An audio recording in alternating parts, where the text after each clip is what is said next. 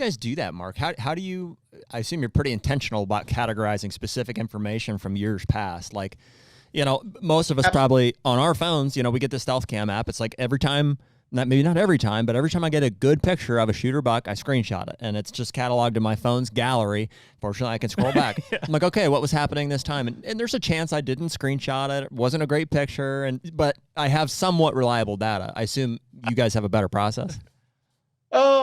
It's the same thing I've been doing. It's kind of old school, but in 2007, we started with Reconics, and they had a program called BuckView, and it was quite advanced for back in 2007. And from 07 to current day, I have every racked buck in BuckView that I've ever taken a picture of. Now, I might have got a series of 10, and I keep the best one of the 10. Sure. But by the end of the season, I will take all of the cards from our cell cams in addition to all of the cards from cameras that are out there that are not cells that I've got pre-scouting areas for future years. And I go through all of them in February and March. It is a laborious process, Whoa. but every photo. So in many cases, I've already looked at all these photos once, and I'm about to look at them again and then save them and categorize them and mark them per deer. It takes hours upon hours upon hours. Oh my word! Wow. And are you using DeerCast and associating weather and stuff with it as well? Oh, yes, because I screenshot every day. Okay. So I have DeerCast laid out in my phone, and then if I've got a deer or a day where holy cow, I got 10 shooters, I specifically go back and look at not only the prediction from that day, but each individual weather variable from that day. So through that process, Terry and I created DeerCast with all of our thoughts and gut feelings. Since then, we've tweaked it each and every year based on actual data points going, this is what happened, this is what happened, this is what happened. So while I'm trying to be better at killing deer, I'm also trying to tweak that app to the point that it is phenomenal. So Terry and I, we both do the same process, and it's how we're killing them. That historical data is just murder on those deer, more so than a cell cam, in my opinion. Would you say more at certain times throughout the season than others? No, I think throughout, like early October, where's he at? Who could show up this week? What's he feeding on? All those different things come into play. And if you've got that coupled with that DeerCast information or that weather from that day, you get really deadly really quick, but it's a time consumptive mofo. I mean, it is time beyond measure. I can't tell how many hours I've sat looking in that PC looking at those pictures. Well, that's one thing the cell cams are really good for is, obviously they're good for a lot, but like literally when I get a picture of a shooter, yes, I've maybe missed that opportunity, but I can look and see what is the weather doing, what are the factors right now. I can I don't have to go back and try to figure out what they were, which can be kind of tough, I can literally say, oh, well, it's, 5:15 right now. There's a northwest wind. Well, I was going to say that's one of the best things that I think has helped me educate is buck movement in general. Buck movement in relation to wind direction. Now, given there's going to be different movements in terms of the terrain and stuff like that, but when you get a picture of a buck and you see where he's going and you take a look and you're like, that's a south wind, it's coming cornered across his face, like all of those things start to play a big factor in kind of understanding. You can start to go back and figure, okay, where was he betting on that wind? Why did he come that way? Mm-hmm. Yeah, I think that's huge.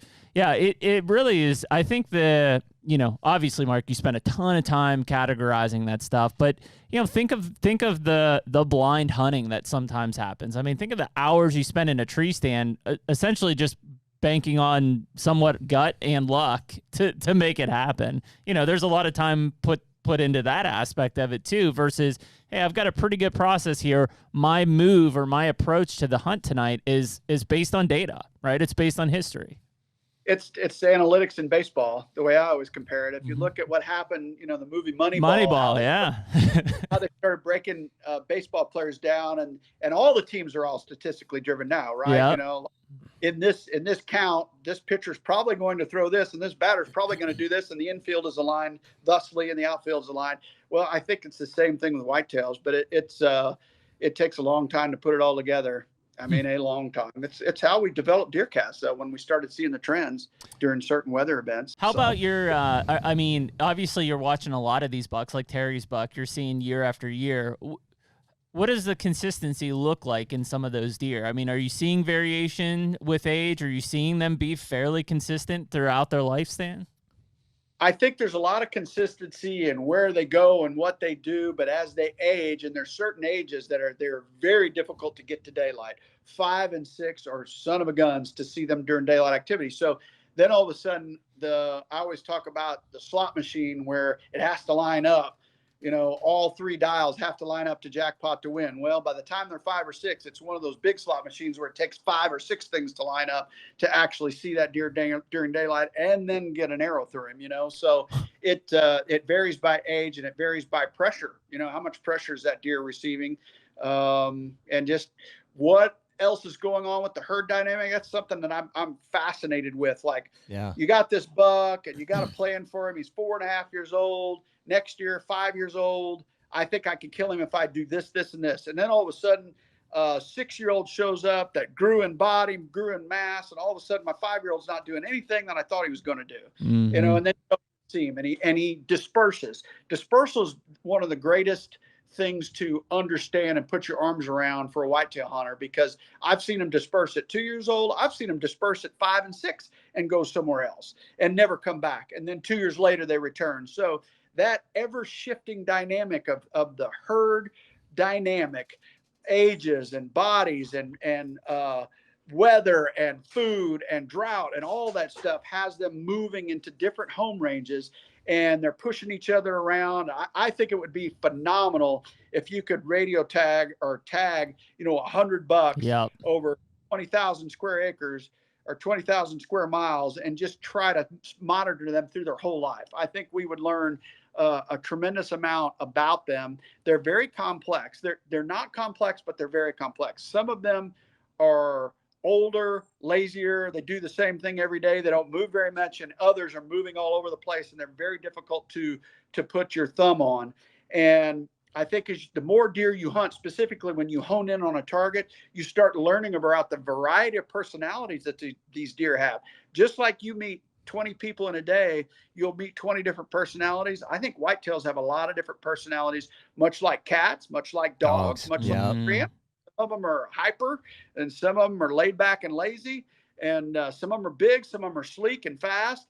And it's, I think oftentimes we as hunters put all whitetails in one little box, and they're going to do this. And that's not the case. That is not the case whatsoever. Their personalities vary, and the weather and all the environmental things vary. Therefore, it changes each and every year, which is that curveball and that chess match that you never quite win.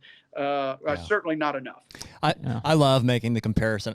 Dogs probably is a more accurate, but I love making the comparison to us, just our patterns, just the things that we do. It's like, just to think about the things that you do. It's like, man, if somebody was watching me, whatever, all summer or whatever, they might notice that I took a few trips to the farm, and that I, whatever I was doing out there. But like, man, if they looked at that and said, well, I'm spending like almost all my time at work or at home or, at this, like, I'm going to set up to kill them. How and then they pattern. All of a sudden, like these cold fronts in October started coming. And it's like, well, I started going to the farm and staying there quite a bit, and then it's like that guy'd be SOL if he was trying to kill me. But if he was waiting for me at the farm, if he knew historically I was going to show up here, or even just on a micro scale, it's like, well, this guy goes to the refrigerator in his house like X amount of times per day, or he spends most of his time on the couch or at the desk or what. It's like, where in the house here can I, not only can I kill him, but can I access it to kill him? And on what conditions does he do this or that? And I was going to say, think of there are some patterns you make, but there's a lot of things that you do something different. Or it's random, or this happened, or whatever. Kids. Yeah, not everything is like my whole life is not a perfect diagram of patterns. Neither is there. It's like, oh shit, the mailman came and did this, or somebody called and I had to go and run and do that. And it's like, things come up. Things come up for deer too, I think. Yeah. I think that social dynamic is probably the least understood and the most fascinating. And we all have those bucks. Like, I think that's one of the cool things about camera, or especially if you run on video mode. Like, there are bucks I know that I can snort wheeze in. Let me throw this out there, Jeremy. So we all talk about the primary factor. Mark, you probably know more of them than we do, but just food, cover, water, whatever are the core factors. And factor in weather, temperature, pressure, moon phase, these things that we factor. Is it possible that social dynamic is the biggest or one of the biggest? I would say that yes, it is possible. But to Jeremy's statement, it is probably the most misunderstood part of it. It's very difficult to study, I think, from the overall big dynamic of what goes on. Like you see it. If you sit there and watch it every day, you start to see different patterns. And then all of a sudden the following year, it all gets crushed. It all and you crashes. So I think we as hunters, the takeaway from this is, A, it's very difficult to understand. B, we have to be ready to change at a moment's notice. Yeah. Like if things aren't working, if your pregame plan isn't panning out, then be ready for plan B and plan C. Bring in a different reliever from the bullpen because we can't get this guy out, right? Yeah. So make sure that you are malleable based on the given fall, the environment, that what it's giving you. Is it giving you hot weather, cold weather, whatever? Be ready to change and accept change. Don't get set into this is how I'm going to kill that deer, because they may not be killable that way. Make sure you're ready to go with a different plan. It seems like from an observational standpoint, like deer farms would be the best way to try to grasp an understanding of the herd dynamic, because it would be the same in the farm. I mean, we've done it in the research facilities in Mississippi State too. Even we had wild deer, so we captured wild deer. We put them in. The moment you put them in an unnatural situation, it all goes out the window, right? It goes out. Their herd dynamic does too. Yes. In what way? That's why I said, $100 across 20,000 acres or 20 square miles. I said 20,000 square miles, 20 square miles or 20,000 acres, $100. Watch them, and then when you're done with that group, put another every year.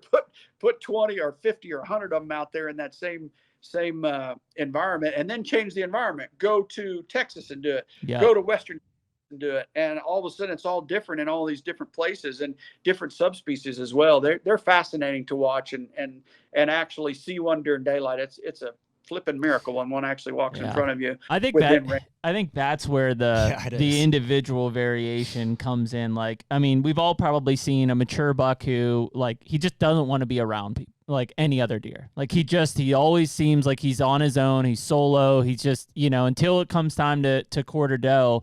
But like I've got deer, especially early in the season, like in that 1st to the 15th of October, if I see a 2 or 3 year old, I know that 5-year-old is not far behind, just because of the series of pictures and where I've seen them in observation. But that obviously changes as soon as you get to this time of year. How crazy. And it's so weird because you're trying to pick up on those things. Like there's plenty of times where I've seen a deer and I know for a fact that the deer I'm hunting is behind him. I haven't seen him yet, but just because of the time of year and what I've seen in him, and there he is. He comes with it. And then there's other times of the year where it's like, I may not see a deer the entire day, but I know if I see the one, it's the right one. Take me